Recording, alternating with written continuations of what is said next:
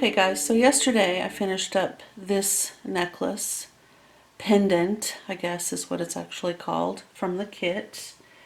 And today I am going to finish up Jessica's and Candace's. We had a little game yesterday to determine who would get which one, and so this is the one that Candace will receive, and this is the one that Jessica will receive, and it goes dark to blue. Okay, so this is the top and this is the bottom. So there's that.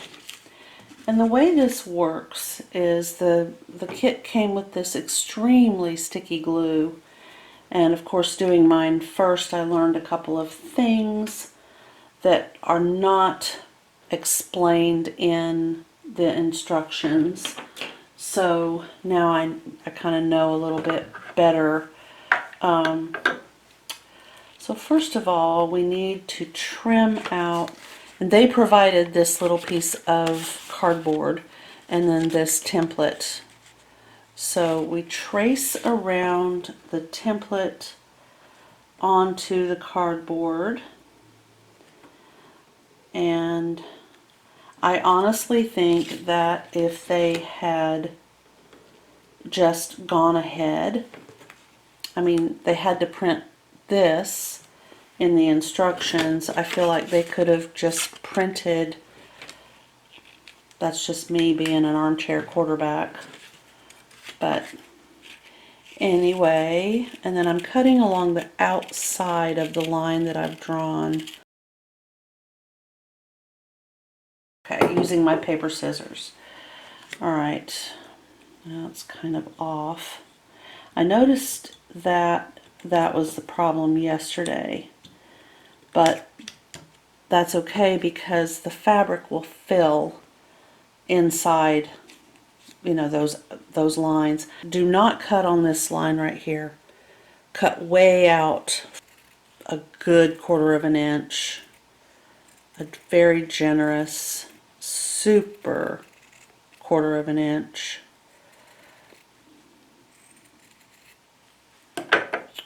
Like that. Okay, and then we're going to glue that to this piece of cardboard. But if you have super sticky glue, then you know, you might have a product that you prefer to use. I don't know. I don't know what this is. There's no indication on the bottle or in the kit as to what kind of glue this is. I did notice if you let it sit for a minute before you attach your item, like most glues, it helps to activate the stickiness. Okay, and then just put that down and kind of center it around on the back, like so. And then go around the outer edge. You don't need a lot. I did also find that I was, you know, getting it all over me.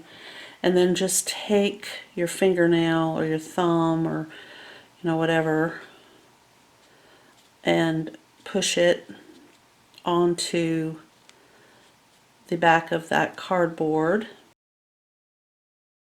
I don't recommend getting this product wet.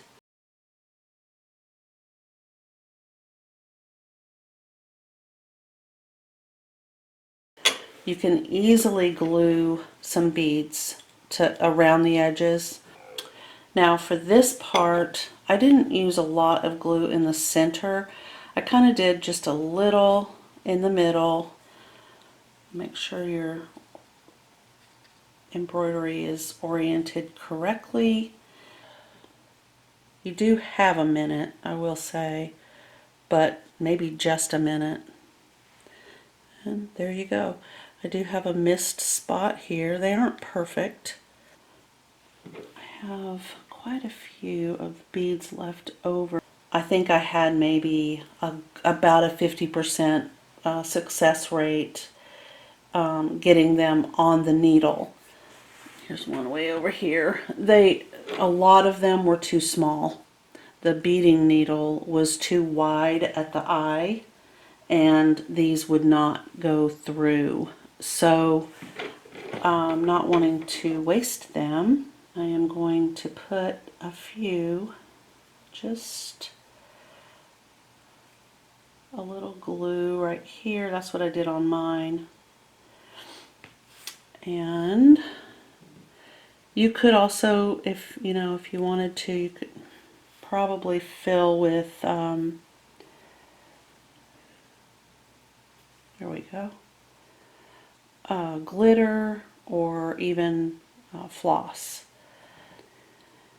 Now, the other thing I wanted to mention is chain that came with this beautiful project is not very strong at all. I was shocked at how flimsy it is, to be honest. I mean, I didn't expect it to be amazingly strong, but I was kind of surprised by its flimsiness. So mine is just going to be basically an ornament. I may even change out the chain. I might frame it in a shadow box. I don't know, but I would never count on the chain to be something that can handle what anybody might consider to be a normal wear and tear. I wouldn't use it as a chain on a purse. I wouldn't wear it around your neck.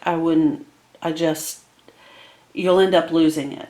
The chain will break. I mean, it could literally break hanging on the wall right there. That's how delicate this is. It has no strength at all.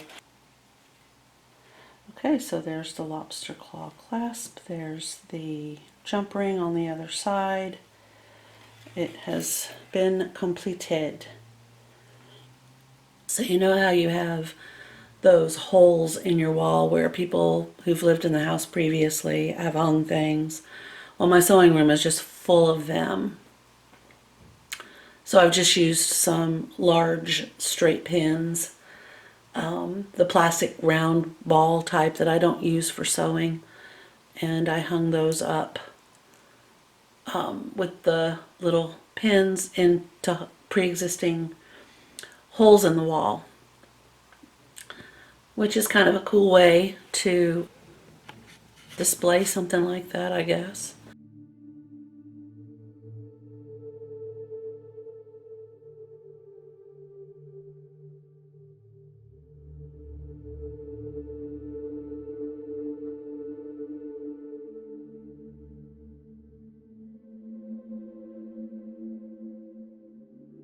I will have time to think about it because clearly I jumped the gun and purchased these without thinking about what I would need for this. So I'm going to need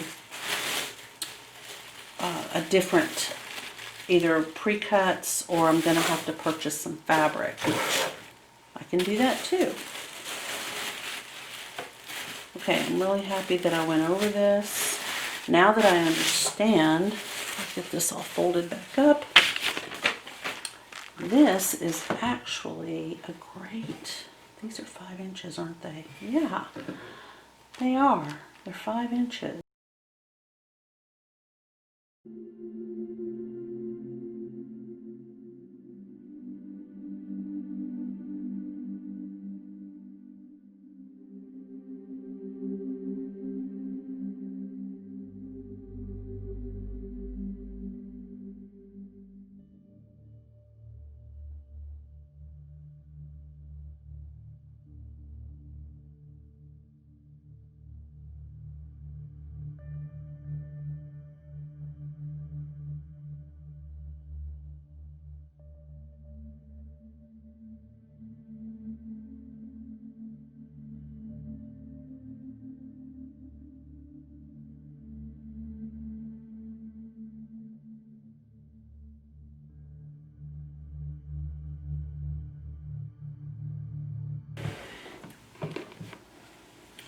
So they just turn out so cute, and you could have them everywhere, and I do. I have them on my dining room furniture, my entryway where I keep vases of flowers.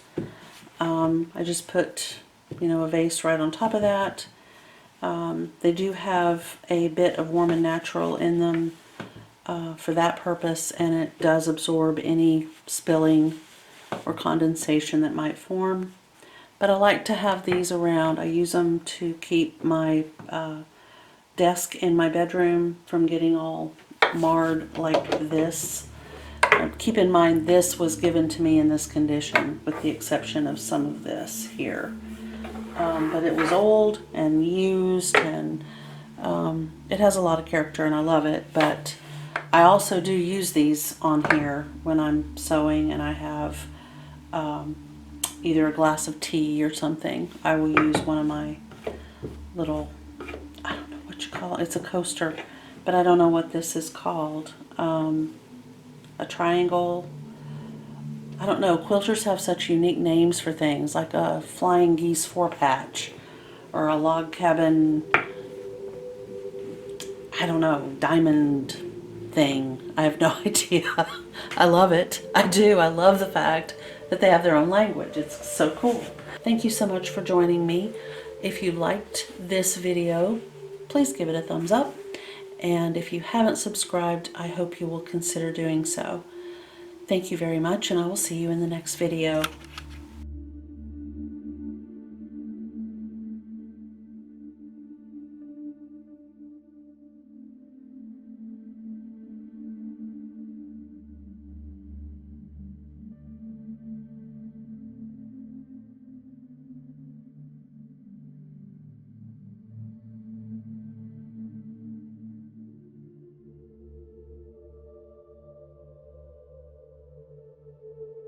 Bye.